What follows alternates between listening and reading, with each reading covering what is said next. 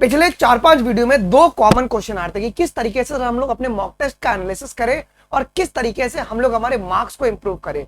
देखिए, आप में से बहुत सारे बच्चों ने यकीन टेस्ट सीरीज में एनरोल किया हुआ है। मेरा सिर्फ काम तुम्हारा एनरोलमेंट करवाना तक नहीं है। अगर तुमको कहीं पर भी दिक्कत आएगा, मैं खड़ा हूं तुम्हारे हर एक डाउट के लिए जी। अब ये बहुत बड़ा प्रॉब्लम है, जिस बच्चे ने एनरोल नहीं भी किया है ना, ओके, कोई और भी टेस्ट सीरीज दे रहा है, वो भी उस बच्चे के लिए भी ये वीडियो बहुत इंपॉर्टेंट होने वाला है जी। सो वीडियो को एंड तक जरूर से देखना। कुछ ऐसा इंपॉर्टेंट चीजें मैं बताऊंगा जो कि आप लोगों का पूरा डायमेंशन बदल देगा टेस्ट एनालिसिस का और मार्क्स इंप्रूवमेंट का। वीडियो को एंड तक आप लोग जरूर से देखिएगा जी। सबसे पहले क्वेश्चन की ओर अगर बच्चों हम लोग आते हैं, जहां पे बात करेंगे कि किस तरीके से हम लोग मॉक टेस्ट का एनालिसिस करें। देखिए, मेन मुद्दा बात करने से पहले कुछ इंपॉर्टेंट नोट मैं आपको बताऊंगा, पहले उसको ध्यान रखो कि जब भी आप लोग किसी भी टेस्ट का एनालिसिस कीजिए, आप लोग उसके लिए 1 से 1.5 घंटा आप लोग निकाल दीजिए। और मैक्सिमम ये टाइम रखिए कि आप लोग ये नाइट का टाइम रखिए, रात में सोने से पहले आप लोग अपने मॉक टेस्ट का एनालिसिस किया कीजिए जी। पहली बात क्या कि जब भी आप टेस्ट एनालिसिस करेंगे तो ऊपर से नहीं करना है आपको कि यार चलो 5 मिनट मैंने टेस्ट एनालिसिस कर दिया। नहीं, real test analysis takes 1.5 hour. Okay, 1 घंटे से लेकर 1.5 घंटा लगता है, तो ये आपको करना पड़ेगा। और मेरी रिकमेंडेशन आपसे रहेगी कि आप लोग रात को ही किया कीजिए जी, ठीक है। दूसरी नोट पॉइंट क्या, जिस दिन जो पेपर आपने दिया है उसी दिन आप लोग टेस्ट एनालिसिस कीजिए। ऐसा मत कीजिए कि सर इस वीक का टेस्ट एनालिसिस हम लोग वीकेंड पे करेंगे, हम सैटरडे या संडे करेंगे। सैटरडे संडे कुछ और काम रहेगा और ये प्रोक्रेस्टिनेट हो जाएगा और टेस्ट एनालिसिस एक अलग से बैकलॉग बन जाएगा। जो पेपर जिस दिन होगा सेम डे पर ही आपको एनालिसिस करना है। जो मॉक आपने जिस दिन दिया है उसी रात को आपको टेस्ट का एनालिसिस कर देना है जी, ठीक है। देखिए, अगर आप लोग टेस्ट ऑनलाइन दे रहे हैं या अगर आप ऑफलाइन दे रहे हैं तो आपको ये दो चीज के बारे में पता होनी चाहिए। तो अगर आप ऑनलाइन दे रहे हैं तो किसी भी एप्लीकेशन के अंदर या अगर आप हमारी ऐप में आएंगे तो एक फीचर होना बहुत जरूरी है रॉन्ग क्वेश्चंस का।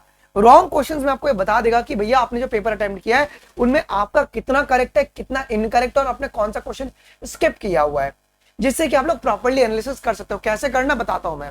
लेकिन अगर आप ऑफलाइन पेपर दे रहे हो तो उसके लिए बेटा आपको एक मिस्टेक बुक बनाना है।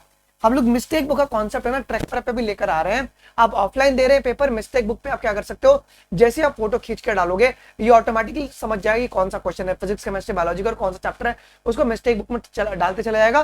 पेपर के दिन इजिली आप रिवाइज कर सकते हो। बट एज ऑफ नाउ तुम इसको पेपर पे बुक पे मिस्टेक बुक बना सकते हो, ठीक है। आइए जी, अब किस तरीके से मॉक टेस्ट का एनालिसिस करना है, ध्यान से बात को सुनिएगा जी। हमारे पास 4 सब्जेक्ट है सर, बायोलॉजी में बॉटनी और जूलॉजी 2 होते हैं, ठीक है। सो बॉटनी, जूलॉजी, फिजिक्स और केमिस्ट्री, ठीक है, ये चारों के लिए कॉमन है बेटा। देखिए, सबसे पहले आप लोग इनको 3 हिस्सों में डिवाइड कीजिए। आपके कितने सवाल यहाँ पे बेटा करेक्ट हुए हैं, कितने क्वेश्चंस आपके करेक्ट हुए हैं, कितने क्वेश्चंस आपके इनकरेक्ट हुए हैं और कितने क्वेश्चंस आपने अटेम्प्ट नहीं किया। जब आप कभी भी एनालिसिस करने बैठेंगे तो पहले आपका ये सीक्वेंस क्लियर होना चाहिए कि मेरे कितने करेक्ट हैं, कितने इनकरेक्ट है और कितने हमने स्किप कर दिया, मतलब अटेम्प्ट नहीं किया है। अच्छा, अगर आपके जितने, जैसे फॉर एग्जांपल समझिए कि आपके 40 सवाल करेक्ट हैं, अभी उसमें से 40 सवाल में से अब आपको ये पता करना है कि 40 के 40 को एकदम कॉन्फिडेंस था, कंफर्म था कि 40 के क्वेश्चन, जो 40 क्वेश्चन तुम्हारे सही हुए उसका आंसर वही होगा। तो जो करेक्ट था उसके अंदर आपको फिल्टर लगाना है, क्या आपको कंफर्म था क्या कि उसका आंसर वही होगा। अगर वही है तो इसका मतलब है कि आपका वो कॉन्सेप्ट बहुत टाइट है। ओके सर, आपके कुछ क्वेश्चंस करेक्ट हो गए, लेकिन जो क्वेश्चंस करेक्ट हुए हैं वो सर 2 कारण की वजह से हो सकते हैं। या तो आपने तुक्का लगाया होगा, या तो उसमें कंफ्यूजन होगा ए और बी में, लेकिन आपने रिस्क लिया, रिस्क एपेटाइट अपना बढ़ा के आपने बी पे टिक किया और आपका वो करेक्ट हो गया। तो ये आपके लिए डेंजर जोन है। मतलब कहीं ना कहीं तो जब आप टेस्ट एनालिसिस करेंगे तो अगर आपके करेक्ट वाले क्वेश्चन में अगर आपको वो क्वेश्चन को आइडेंटिफाई करना है जहां पे तुमने तुक्का मारा है, तो आपको इसको अच्छे से रिवाइज करके लेना है।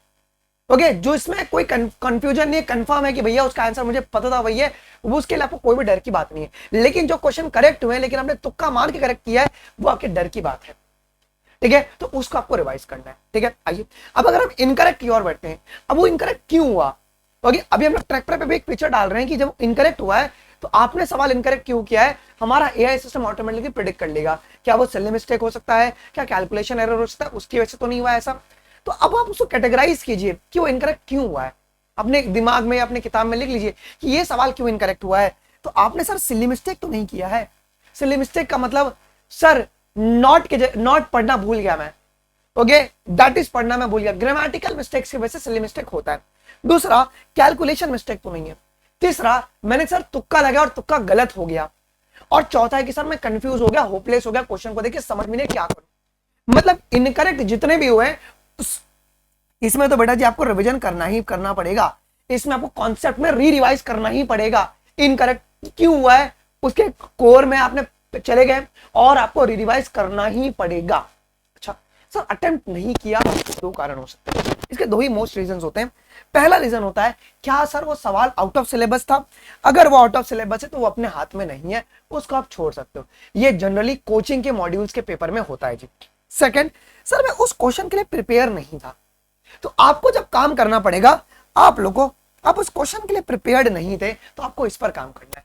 ये कोई नहीं बताएगा, ये कोई नहीं बताएगा। मॉक टेस्ट का एनालिसिस इस तरीके से किया जाता है, करेक्ट को भी आपको तोड़ना पड़ता है कि सर तो कैसे तो करेक्ट नहीं हुआ था, वो आपको रिवाइज करना है जी। अब सर इसका सॉल्यूशन हमने ऑलरेडी बनाया हुआ है आपके लिए, ये ट्रैक प्रेप पे जाके यूज कर सकते हैं। देखिए अगर आप यकीन टेस्ट सीरीज में अगर आप लोग एनरोल्ड हो तो आप लोग किस तरीके से कर सकते हो। देखो आप यहाँ पे गए, पहले आपको व्यू रिजल्ट दिखाता है, आप यहाँ पे व्यू रिजल्ट पे जैसे क्लिक करेंगे तो आपको इस तरीके से टैब ओपन हो जाएगा। आप लोग यहाँ पे क्वेश्चन रिव्यू वाले सेक्शन पे जब आप जाएंगे तो आपको यहाँ पे दिखता है all question, correct, okay, incorrect और स्किप्ड वन। फॉर एग्जाम्पल समझिए कि मैंने यहाँ पे स्किप्ड वन के ऊपर क्लिक किया कि मुझे चेक करना है कि मैंने स्किप कौन सा किया, ठीक है। अब स्किप क्वेश्चन में उसने मुझे क्वेश्चन दिया, आंसर दिया और मैंने उस सवाल को, देखो मेरा आंसर स्किप्ड है उसका। अब एक्सप्लेनेशन, अब देखो नीचे यहाँ पे क्या लिखा गया, नीचे ये बता रहा है कि ये सवाल कौन से टॉपिक से था, समझ रहे हैं, ये सवाल कौन से टॉपिक से था। फॉर एग्जाम्पल फिजिक्स में motion in straight line chapter का नाम है और instantaneous velocity and instantaneous speed, ये टॉपिक से मेरा क्वेश्चन आता तो मैंने यहाँ पे क्या किया बेटा, मिस कर दिया, मैंने स्किप हो गया, मतलब ये टॉपिक मेरा वीक है, मैंने आइडेंटिफाई कर लिया मेरे टॉपिक को। This is how you have to do the mock test analysis.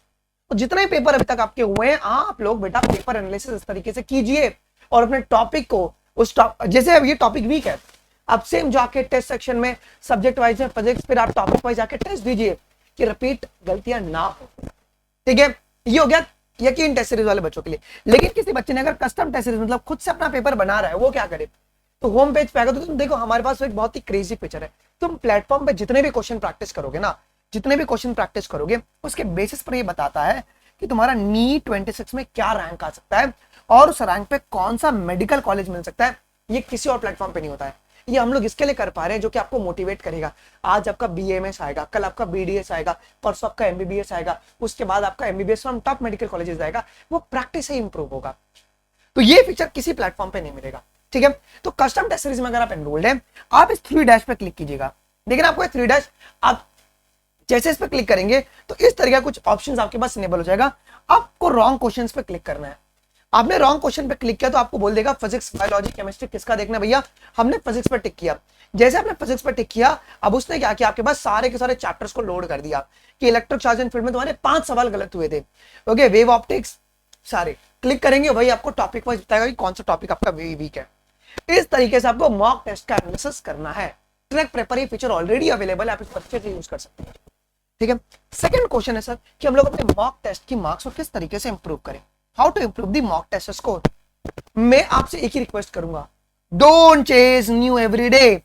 अरे सर हम तो रोज नए नए सवाल प्रैक्टिस करेंगे, ना ना ना, वो तो करना ही है आपको, बट आपको ये भी मेक श्योर करना है जो भी आपके रॉन्ग क्वेश्चंस हुए ना उसको आपको रिपीट भी करना है, उसको वापस से लूप मिला के रॉन्ग क्वेश्चन हुआ है उसको 4 बारी और प्रैक्टिस करना, रिवाइज करना है कि वो क्यों हुआ है जी, क्योंकि वो आपका मिरर है आपके प्रिपरेशन के लिए, ओके, वो आपका आईना है कि आप कहां पे स्टैंड करते हैं। वो सवाल गलत हुआ है मतलब आपके हाथ से मेडिकल कॉलेज जा सकता है, वो रैंक आपके हाथ से जा सकता है, तो आपको रॉन्ग क्वेश्चंस के ऊपर फोकस करना है, ओके। अगर आपको अपने मॉक टेस्ट की मार्क्स को इंप्रूव करना है, आप लोग अपने रॉन्ग क्वेश्चंस को देखना शुरू कर दीजिए, देखिए तुम्हारा मार्क्स इंप्रूव हो जाएगा, ठीक है।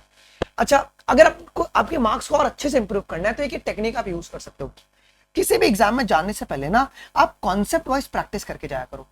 जैसे फॉर एग्जांपल मेरी 2 बजे अगर पेपर है तो मैं सुबह 10 बजे ना उस चैप्टर के जितने भी कॉन्सेप्ट है हर एक कॉन्सेप्ट से 5-5 क्वेश्चन में लगा के जाऊंगा। जिससे क्या होगा, जब तुम टेस्ट को अटेम्प्ट करोगे ना तो उस समय तुम्हारा कॉन्फिडेंस बहुत ही हाई रहेगा, क्योंकि आपने उस कॉन्सेप्ट के ऊपर क्वेश्चंस देखा है कहीं ना कहीं। अगर कॉन्फिडेंस ज्यादा रहेगा, अगर कॉन्फिडेंस बच्चों ज्यादा रहेगा, अगर कॉन्फिडेंस ज्यादा रहेगा तो आपकी नेगेटिव मार्किंग जो है ना वो कम होगी, आपकी नेगेटिव मार्किंग देन कम होगी।